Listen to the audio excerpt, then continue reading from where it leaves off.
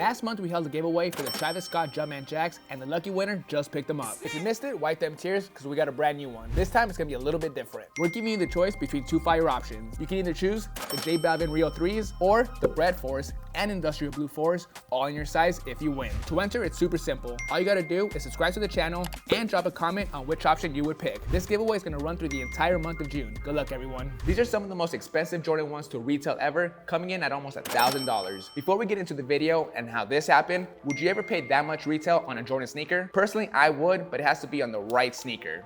Let's get started.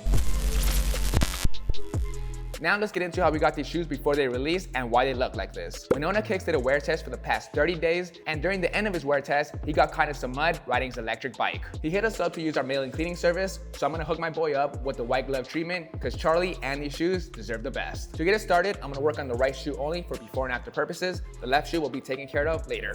First, I'm gonna take out the shoelace and insole. Charlie did a great job of wearing these, so you can see there's a lot of creasing going on in the toe box. With the shoe tree, that should help eliminate that. Now what's really gonna make this shoe come back to life is using a rejuvenator solution. I'm gonna pour 2 squirts inside our bowl of water. Now the worst thing I could do right now is go straight to using the soft bristle brush with the solution and start cleaning the shoe. Right now there's a lot of caked on dirt and mud on the sneaker. If I was to use the water and solution right now, it would just push it deeper into the material and ruin it. So I'm gonna dry brush it and use a compressor to blow all this stuff off first.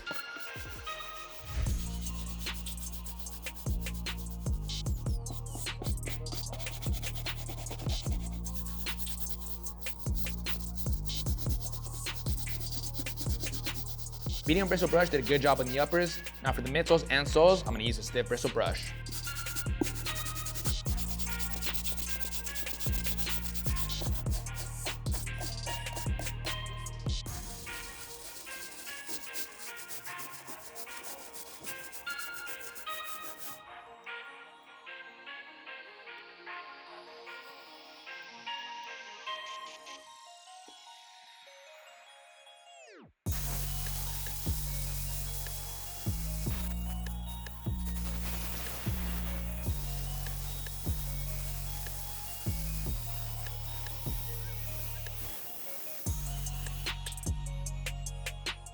So far so good. Using the medium bristle brush and the stiff bristle brush, we get the majority of the mud and dirt completely brushed off. However, looking it up closely, there is still some dirt trapped all around the stitching of the uppers and the midsoles. And when I look closely underneath the leather panels, there's still some trapped dirt underneath. So I'm gonna use this brush with stiff bristles. It's pretty small. I'm only gonna be focusing on the stitching and underneath those leather panels.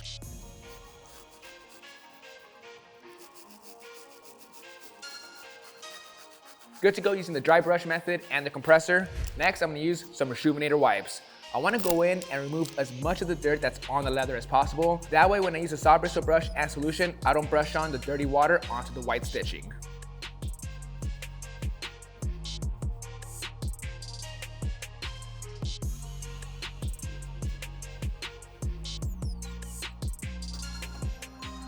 The wipes made a big difference. Now let's get into the cleaning using the solution, water, and all 3 brushes. I'm gonna take care of the harder part first, which is the midsole and the sole, using the stiff bristle brush.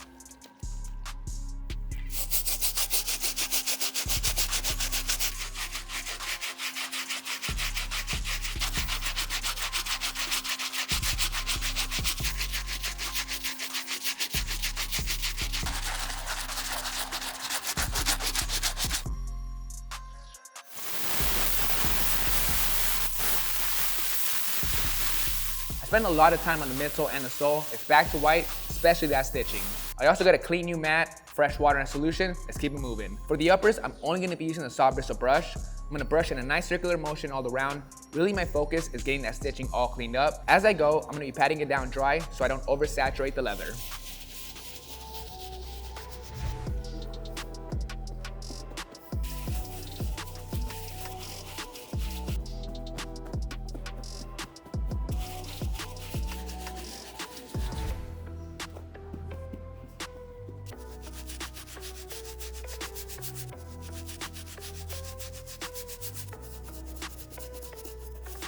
Cleaning is complete. The shoe looks so much better. I still need to let the shoe dry and put the shoe inside the Vick 2000. The UV rays is gonna help whiten up the shoe and the stitching. In the meantime, I still need to clean the laces and the insole. I'll start with the insole. For the insole, I'm just gonna be using a soft bristle brush to give it a good scrub.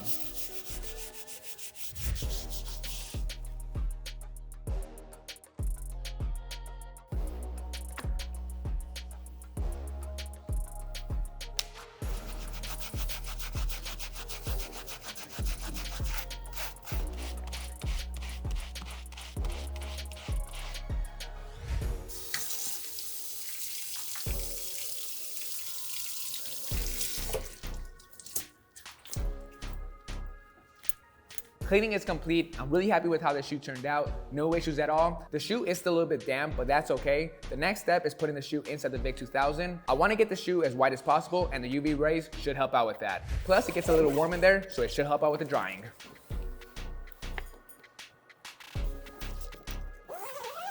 I left the shoe in the indoor setup for 12 hours. Overall, it looks a lot better. The white stitching is back to white. Let's keep it moving. Next, I'm gonna be using some Reshoevn8r mink oil with our horsehair brush. I'm gonna spray the mink oil into the brush, then brush it into the shoe to keep it reconditioned and the leather nice and soft.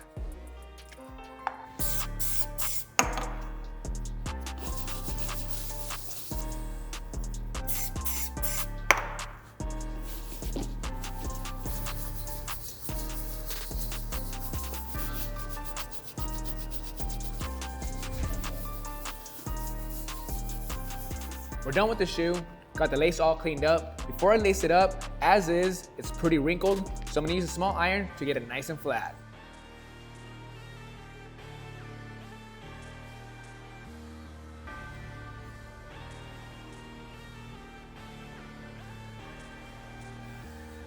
Now, let's lace it up. And the details always matter with the white glove surface. The shiny gold tips are looking a little smudgy, so I'm gonna use the Reshoevn8r wipe to give them a quick polish.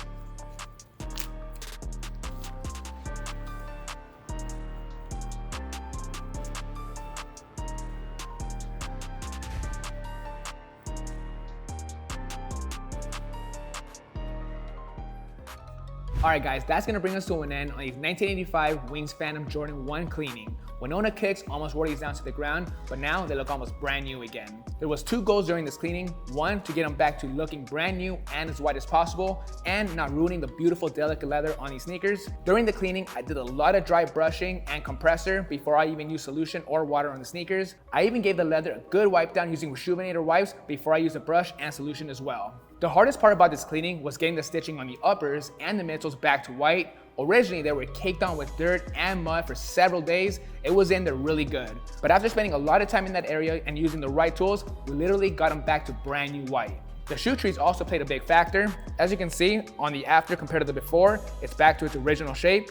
On the before with no shoe tree, it's pretty creased up. The shoe tree does a lot to help with the integrity and shape of the overall sneaker. As I mentioned earlier, this was a white glove service, so the details really matter. If you look at the sole, I got every single little piece of grime and dirt out of the little crevices.